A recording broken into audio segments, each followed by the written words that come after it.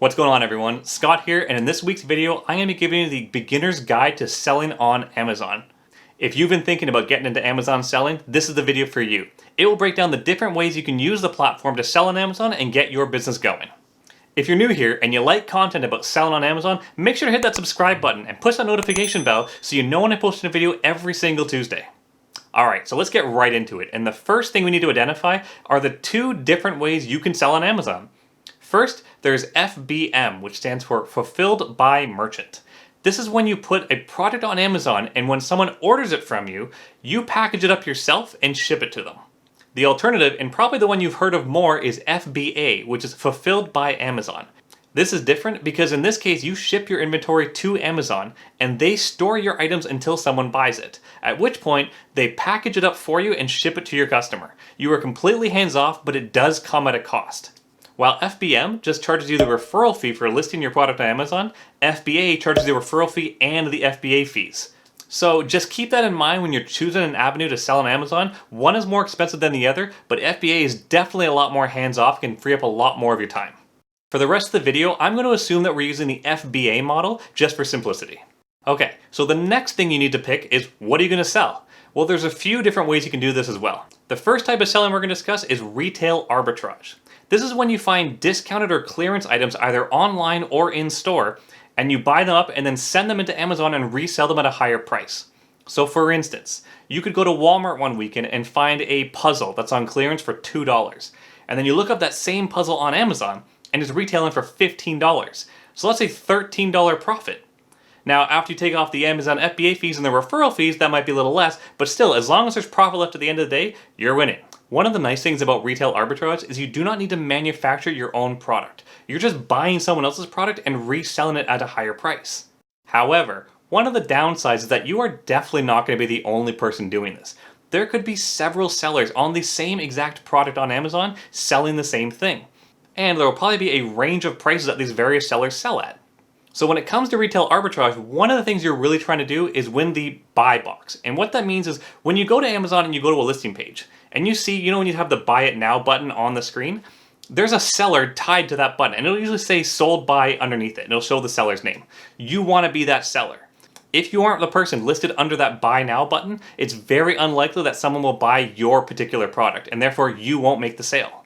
Two of the biggest things that can help you win the buy box is 1, having the lowest price, and 2, using FBA. This way, people who buy the product can use Amazon Prime and get it within days. Another downside to retail arbitrage is that it's not very scalable. You would spend a lot of time finding these products on clearance, acquiring them, and then shipping them in. It's not like you can put an order into Walmart on a continuous basis to keep restocking. You need to find out when these sales are happening and then buy up their inventory and send them in. It can be a lot of tedious work trying to track down these sales. If this is the avenue you want to go, absolutely go for it, but just keep in mind there will be a limit where you just can't feasibly do any more. The next type of selling I want to discuss is wholesale, and this is similar to retail arbitrage, except instead of going to hunt for deals, you actually deal with the manufacturer themselves. So let's say you want to sell a particular soccer ball. So you go to that soccer ball manufacturer and you work out a wholesale deal where they give you a discounted price when you buy 500 of them. You then have those 500 shipped into Amazon and then list them on the existing Amazon listing. And again, you may be competing against other sellers, so you want to try and have the best price. In this instance, it's a little more scalable because you can do recurring orders. However, if you don't have the capital to create big orders from these manufacturers, it's possible that some other seller with deeper pockets could be getting a bigger discount than you and therefore can drop their prices lower than you possibly can. Wholesale can be a race to the bottom when it comes to price, and it can be very dangerous to get into for this reason. So you want to make sure you have a good deal lined up before you jump into this route. The third type of selling you may want to consider, and this is one you'll see a lot of YouTube videos on, and that's private label products. What this means is that you find an existing product on Amazon that's already selling, and then you go and find a manufacturer in China or another country that can create it for you. You then create your own branding, logo, whatever you want to do, and put that on your product and then sell it as your own product. Now, a few of the big advantages for doing private labeling is that A, it's quite scalable. Because if your product is selling well, you can just place another big order with your manufacturer to sell even more. So it's a very scalable business.